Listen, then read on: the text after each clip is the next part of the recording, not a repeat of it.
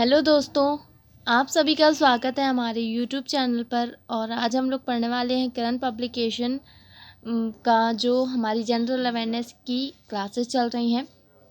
तो हम लोग आज पढ़ने वाले हैं मिडिवल हिस्ट्री का पार्ट 1 पढ़ रहे थे हम लोग, और उसी को हम लोग आज कंटिन्यू करेंगे।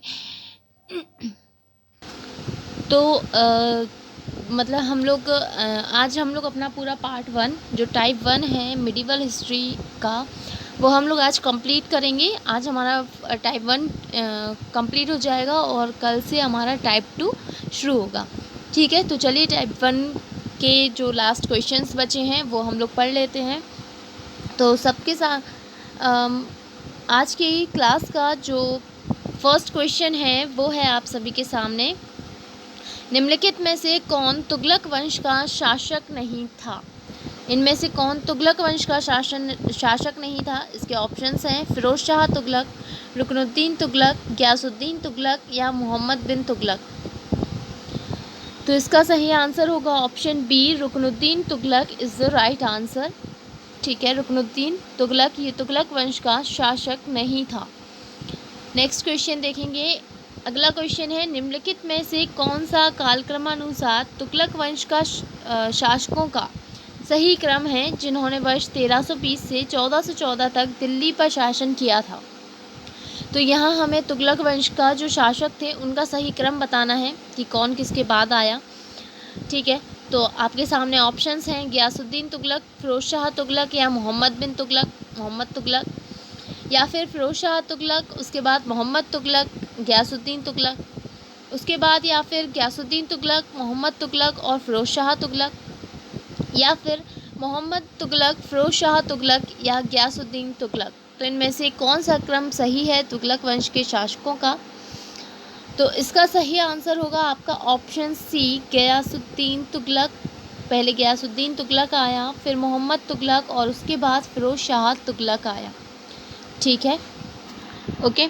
तो यहाँ पर हम लोग देख लेते हैं। तो जो गयासुद्दीन तुगलक था सबसे पहले, तो गयासुद्दीन तुगलक ने कब से कब तक शासन किया? इसने 1320 से लेकर 1325 तक शासन किया। ओके, उसके बाद नेक्स्ट है मोहम्मद तुगलक। तो मोहम्मद तुगलक का शासन था 1325 से लेकर 1351 तक। ओके, और नेक्स्ट है हमारा फिरोज शाह तुगलक, और फिरोज शाह तुगलक का जो शासन था वो 1351 से लेकर 1388 तक इसका शासन रहा। ठीक है, तो ये पूरा ये जो मतलब शासन है दिल्ली पर जो तुगलक वंश ने किया वो इस क्रम में था। ठीक है, तो सन याद रखेंगे तो उनके नाम भी ऑफकोर्स अच्छे से याद रहेंगे। चलिए नेक्स्ट क्वेश्चन देखेंगे।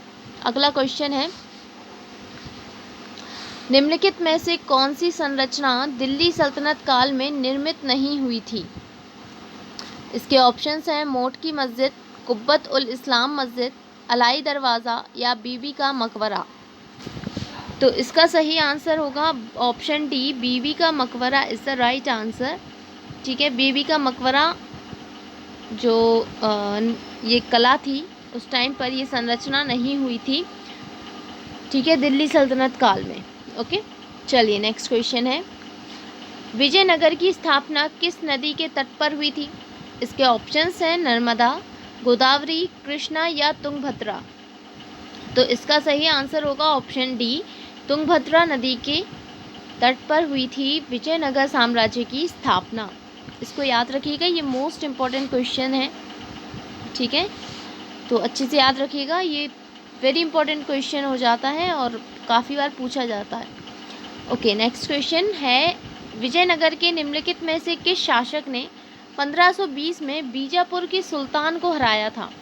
किसने हराया था? इसके ऑप्शंस हैं देवराय द्वितीय, कृष्णदेव राय, वीर नरसिम्हा राय या बुक्का राय। तो इसका सही आंसर ऑप्शन बी होगा, Krishnadeva Raya is the right answer. Okay, अगला क्वेश्चन, तराइन का प्रथम युद्ध कब लड़ा गया था? मोस्ट इम्पॉर्टेंट क्वेश्चन, इसको भाई जितने स्टार्स लगा उतने कम है। वेरी इंपॉर्टेंट क्वेश्चन है, तराइन का प्रथम युद्ध कब हुआ था? इसके ऑप्शंस हैं 1208 में, हम थोड़ा 1182 में, ठीक है। तो 1191 या 1215, तो इसका सही आंसर होगा ऑप्शन डी, 1191 में तराइन का प्रथम युद्ध लड़ा गया था। ठीक है, क्लियर। तो अच्छा, ये किस किस के बीच हुआ था तराइन का प्रथम युद्ध? तो ये हुआ था मोहम्मद गौरी, एक सेकेंड, ओके, मोहम्मद गौरी और पृथ्वीराज तृतीय के बीच। ठीक है, ये राजपूत शासक थे एक, पृथ्वीराज तृतीय। तो ये जो प्रथम युद्ध था ये इन दोनों के बीच लड़ा गया था। क्लियर। चलिए नेक्स्ट क्वेश्चन है, किस लोधी शासक 1489 ईस्वी से 1517 ईस्वी का वास्तविक नाम निज़ाम खां था? इसके ऑप्शंस हैं बहलोल लोधी, सिकंदर लोधी, इब्राहिम लोधी या Qutbuddin Mubarak Shah. So the right answer is option B, Sikandar Lodhi. इसका नाम निज़ाम खां था, वास्तविक नाम, ठीक है, और सिकंदर लोधी कहते थे। चलिए नेक्स्ट क्वेश्चन है, इंडो इस्लामिक वास्तुकला की दोहरे गुंबद वाली विशेषता दिल्ली सल्तनत के किस वंश द्वारा शुरू की गई थी? इसके ऑप्शंस हैं गुलाम वंश, खिलजी वंश, तुगलक वंश या लोधी वंश। तो इसका सही आंसर होगा ऑप्शन डी, लोधी वंश is the right answer. Next question, भक्ति संत नायर निम्नलिखित में से किस देवता के भक्त थे? इसके ऑप्शंस हैं मुरुगन, शिव, विष्णु या इंद्र। इसका सही आंसर होगा ऑप्शन बी, शिव के भक्त थे भक्ति संत नायर। ओके, अगला क्वेश्चन है, दक्षिण भारत के उस भक्ति संत का नाम बताइए जो प्रारंभ में जैन थे और 12वीं शताब्दी में एक चालुक्य राजा के दरबार में मंत्री थे। तो इसके ऑप्शंस हैं कराइक्कल अम्मैयर, बसवन्ना, एकनाथ या तल्लपका अन्नमाचार्य। तो इसका सही आंसर होगा option B, Basavanna is the right answer. Okay, ये भक्ति संत ये एक भक्ति संत थे, मतलब ये प्रारंभ में जैन धर्म के थे और फिर 12वीं शताब्दी में ये चालुक्य राजा के दरबार में मंत्री थे। ओके, नेक्स्ट क्वेश्चन देखते हैं। अगला क्वेश्चन है, चहमान यानी चौहान, चौहान को पहले चहमान कहते थे। ठीक है, चौहान को पहले चहमान कहते थे, याद रखना। ओके, वंश के किस शासक ने अजमेर की अपनी राजधानी बनाया को? इसके ऑप्शंस हैं अजय राज, पृथ्वीराज द्वितीय, अर्णोराज या पृथ्वीराज तृतीय।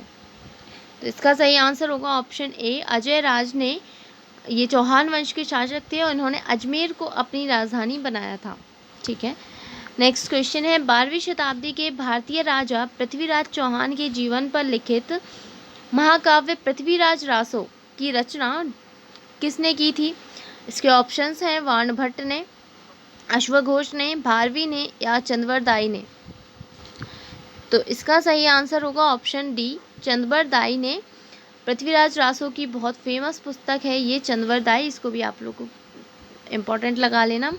चंद्रवरदाई पृथ्वीराज रासो की रचना, ये रचना किस भाषा में थी? तो ये रचना ब्रज भाषा में थी। ठीक है, ब्रज भाषा में इसकी रचना की गई थी इस पुस्तक की। क्लियर। नेक्स्ट क्वेश्चन है, विजयनगर साम्राज्य में आय का प्रमुख स्रोत क्या था? इसके ऑप्शंस हैं खनन, औद्योगिक शुल्क, भू राजस्व या आयात शुल्क। So the right answer is option C, भू राजस्व इज द राइट आंसर। ठीक है, ये विजयनगर साम्राज्य में आय का प्रमुख स्रोत था भू राजस्व। क्लियर।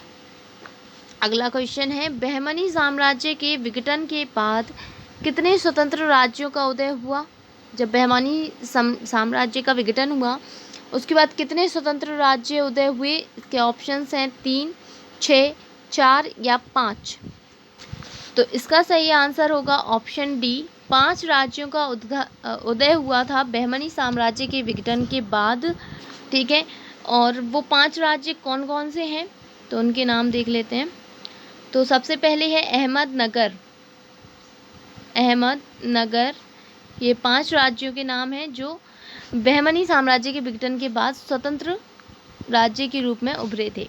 ठीक है, अहमदनगर, उसके बाद है बीजापुर, बरार, बीदर और गोलकुंडा।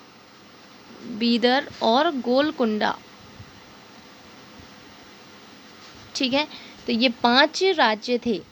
क्लियर। तो यहाँ पर आपकी क्लास होती है कंप्लीट, यहाँ पे सारे क्वेश्चंस आपके कंप्लीट होते हैं। हम लोग यहाँ पर अपनी क्लास एंड करेंगे। अब हम मिलेंगे नेक्स्ट वीडियो में आगे के क्वेश्चंस के साथ, टाइप 2 के साथ। तो सभी लोग नेक्स्ट क्लास के लिए तैयार रहिएगा। जल्द से जल्द क्लास आ जाएगी, कल ही आ जाएगी मतलब। तो thank you and have a nice day. जाने से पहले जिसने अभी तक चैनल को सब्सक्राइब नहीं किया है, सभी लोग चैनल को सब्सक्राइब ज़रूर कर लीजिएगा, ताकि आपको डेली ऐसी वीडियोस मिलती रहें। वीडियो को लाइक कर दीजिएगा, अपने दोस्तों के साथ शेयर करना बिल्कुल भी मत भूलिएगा। Thank you.